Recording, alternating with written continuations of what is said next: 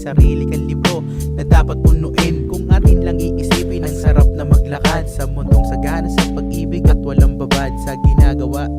Pilitin lumingon, wag ang tanawin tanawin, wag ang sarili ikulong. Bakit ba bumubulong kung pwede mo namang sabihin minagawang mali? Tanggapin ito'y aminin, manatiling mapayapa sa bawat sitwasyon. Alisin mo na ang galit at hayaan na yun. Diba ang sarap mabuhay kung puro pagmamahalan? Ang aking pinagdalaban sana'y maintindihan. Minsan di material na bagay sa atin nagkapasaya. Ang magising ka sa umaga, dun pa lang sapat na.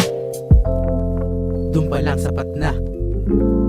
Dun pa lang sapat na. Ang magising ka sa umaga, dun pa lang sapat na. Kaya ang dapat mong gawin, magpasalamat sa kanya.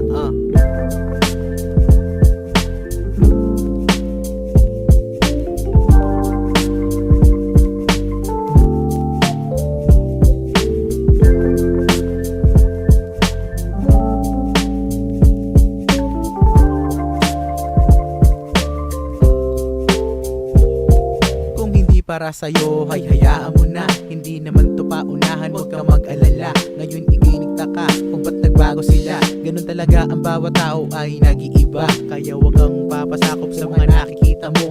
May tamang panahon din na para sa iyo. Kaya matutong maghintay, huwag kang maiinip. Magkakatotoo din ang mga dating panaginip. Tatama din ng ihip sa iyo ng panahon. Merong bukas na bubugad na sa'yo nakatuon. Ang tanging inspirasyon ay ang tanging kahirapan. Sapat ng dahilan para sa umaga ay ganahan. Marami diyang iba na walang sinisilungan. Sa pagtulog sa gabi, ikarto lamang ang kikaan. Wala man lang agahan, nabubungad sa umaga. Maswerte ka pa nga sa mga bagay na sagana.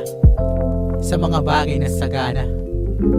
Sa mga bagay na sagana. Maswerte ka pa nga sa mga bagay na sagana. Bumangon ka na sa kama at itigil na ang drama.